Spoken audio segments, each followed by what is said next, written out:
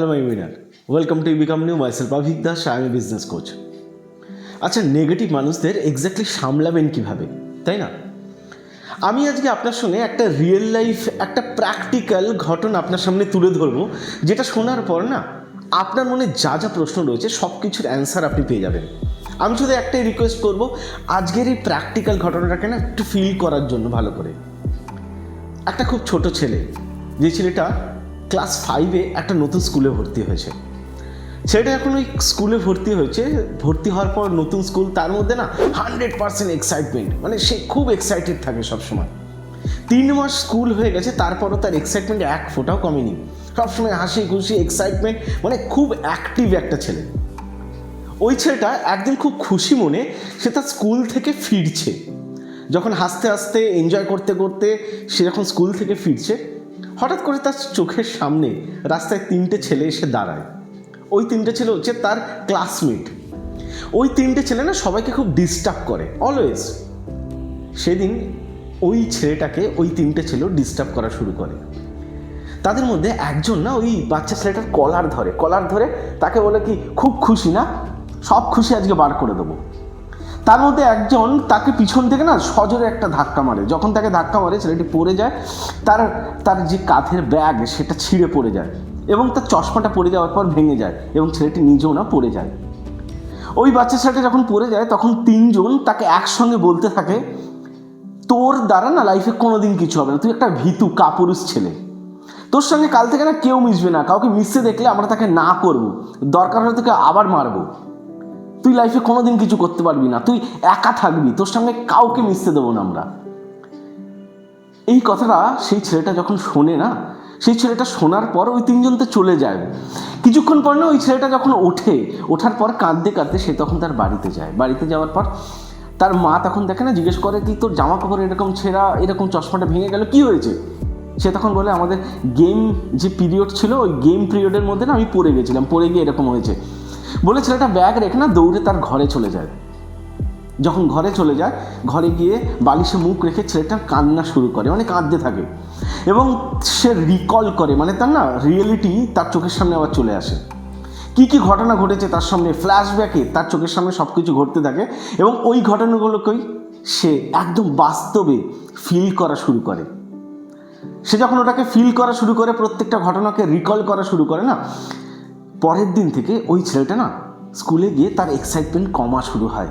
ছেলেটা আস্তে আস্তে কেন জানি না ইনঅ্যাক্টিভ হওয়া শুরু হয়ে যায়, কারোর সঙ্গে মিশতে পারে না। আস্তে আস্তে ওই এক্সাইটেড ছেলেটা একা ক্লাসে বসে থাকা শুরু করে। একবার ভেবে দেখুন, আমাদের লাইফের ক্ষেত্রেও না সেম জিনিসটা হয়। যখন আমরা আমাদের লাইফে নতুন কিছু স্টার্ট করি, নতুন কিছু জিনিসকে নিয়ে কাজ শুরু করি না, তখন কি হয়, আমাদের লাইফে অনেক নেগেটিভ পিপল চলে আসে। ওই নেগেটিভ মানুষরা আমাদেরকে বিভিন্ন নেগেটিভ কথা বলা শুরু করে। যখন ওই নেগেটিভ কথা বলা শুরু করে তখন কি হয়, আমরা ওই অ্যাক্টিভনেস থেকে ইনঅ্যাক্টিভ হয়ে যাই। ওই নেগেটিভ পিপল কেন এই কথাটা বলছে, কি কারণে বলছে, আমরা না একবারও বোঝার চেষ্টা করি না এবং আমাদের লাইফ আস্তে আস্তে শেষ হয়ে যায়। আমাদের কাজের গতি, আমাদের লাইফের গতি আস্তে আস্তে শেষ হয়ে যেতে থাকে। আজকে আমি আপনাকে এই যে পরিবর্তন, যেটা ওই বাচ্চা ছেলেটার হলো না, সেই পরিবর্তনটাকে একটা পজিটিভ ওয়েতে কি করে পরিবর্তন করা যায় সেটাকে নিয়ে আমি একটুখানি ডিসকাশন করব। আমি 3টে জিনিস আপনাকে বলবো, একটুখানি মন দিয়ে শুনবেন, একটুখানি ফলো করবেন। নাম্বার 1, সেটা হচ্ছে check destructive and active criticism. কোন জায়গাটা ডিস্ট্রাকটিভ হচ্ছে আর কোন জায়গাটা আপনাকে অ্যাক্টিভ করছে, এটাকে আপনাকে না ফিল করতে হবে। দেখুন, ডিস্ট্রাকটিভ ক্রিটিসিজমকে যদি আপনি গায়ে মেখে নেন, তাহলে কিন্তু ওই নেগেটিভ মানুষ আপনার ওপর চড়ে বসবে, আপনার মস্তিষ্কের ওপর চড়ে বসবে। ওটাকে না ভাবতে হবে ওটা ডিস্ট্রাকটিভ ক্রিটিসিজম, ওটাকে একদম অ্যাভয়েড করে ফেলুন। যেটা অ্যাক্টিভ বা যেই জিনিসটাকে আপনাকে অ্যাক্টিভ করতে সাহায্য করছে সেটাকে অলওয়েজ নেওয়ার চেষ্টা করুন, বাকি মাথা থেকে ঝেড়ে ফেলুন, ওটাকে আপনার ভাবার বিষয় নয়। নাম্বার 2 যেটা বলবো সেটা হচ্ছে avoid negative people. Negative people কি বলছে না বলছে ওটা আপনার ভাবার বিষয় নয়, তাদেরকে টোটাল অ্যাভয়েড করার চেষ্টা করুন। আমাদের লাইফে এরকম প্রচুর নেগেটিভ মানুষ আছে যারা তো তার লাইফে কোনোদিন কিছু করতে পারে না, কিন্তু আপনাকেও কিছু করতে দেবে না। সেই মানুষগুলোকে চেষ্টা করুন একটুখানি অ্যাভয়েড করার জন্য। হতে পারে সেটা তার আপনার ফ্যামিলির লোক হতে পারে, আপনার রিলেটিভ হতে পারে, আপনার খুব কাছের মানুষ হতে পারে বা খুব কাছের ফ্রেন্ড হতে পারে। কিছুক্ষণের জন্য বা কিছুদিনের জন্য বা সারা জীবনের জন্য না তাকে আপনার লাইফ থেকে কাট করে ফেলুন। মানে সম্পর্ক রাখলেও তার সঙ্গে ঘনিষ্ঠতা এই জায়গাটা থেকে আপনাকে দূরে থাকতে হবে। আর নাম্বার 3 যেটা বলবো সেটা হচ্ছে ব্লেস ফর নেগেটিভ পিপল। এই কথাটা শুনে আপনার সঙ্গে সঙ্গে মনে হচ্ছে না কি নেগেটিভ পিপলকে আমি ব্লেসিংস দেবো? হ্যাঁ, আমি এই কারণে বলছি, তার কারণ হচ্ছে কি যারা আপনাকে নিয়ে সবসময় নেগেটিভ কথা বলছে বা নেগেটিভ জিনিস নিয়ে ভাবছে তাদের লাইফেও কখনো পজিটিভ কিছু হয় না। তাদের লাইফে পজিটিভ হয় না বলেই তারা আপনাকে নিয়ে, আপনার কেরিয়ার নিয়ে, আপনার কাজ নিয়ে সবসময় নেগেটিভ কথা বলছে।